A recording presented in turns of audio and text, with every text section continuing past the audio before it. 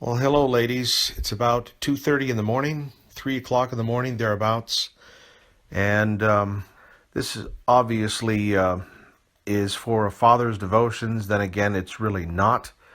But I figured that I should record this while it's still fresh. I just woke up from a dream. And for the longest time, I have been praying, Lord, show me. Show me what you want me to do. And if it be your will, I ask that you would give me a dream. And I know that there are a lot of false dreams out there, a lot of people who call themselves prophets and they're really not. And they speak more in the tradition of what Ezekiel talked about in chapter 13 of the book of Ezekiel, where he addresses the people who speak out of their own imagination and they speak for barley.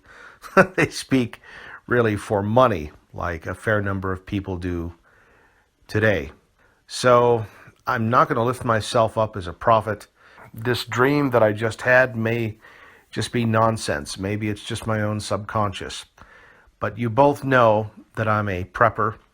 You both know that I write articles, or at least you do, Audrey, that are published by the newspaper here where we live, where I talk about the economy. I talk about Russia and China and some of the horrific things that they're doing, coupled with our bankrupt economy, coupled with the fact that we're running, well over $3 trillion deficits every year now.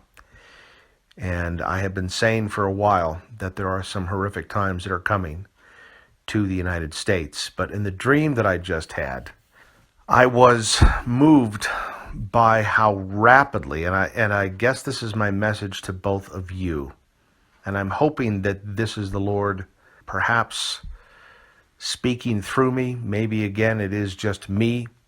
I've never had great confidence in things like this, but in the dream that I just had, I was moved by the rapidity of how quickly things happened. In other words, one day we were going to our jobs, and then the next day we weren't, because things had unwound that quickly. And I believe that in the dream I was aware of war. And this is probably going to be a Russia-China-US thing, but I don't think it goes very well for the United States. And in the dream, once again, I was working at my job one day, and things were pretty much the way they were. We could get in touch with each other. People were going and coming and purchasing things and all of that. And the next day they weren't. In the dream, I was at my job, and people at the job simply left so that they could be with their families. They just put on their backpacks or whatever they had and walked out the door because they knew things had fallen apart. And in the dream, I didn't have a car. I had a bike or something like that, and I was trying to get to both of you. I was trying to get back so I could see you both.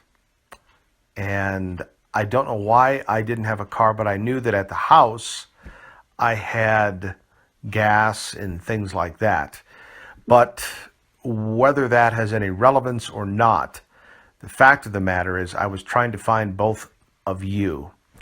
And I know that some very difficult things have come into our family that have split us apart, but I just challenge both of you during the horrific times that I believe are right around the corner and that will happen very rapidly, because again, that's the main message of the dream.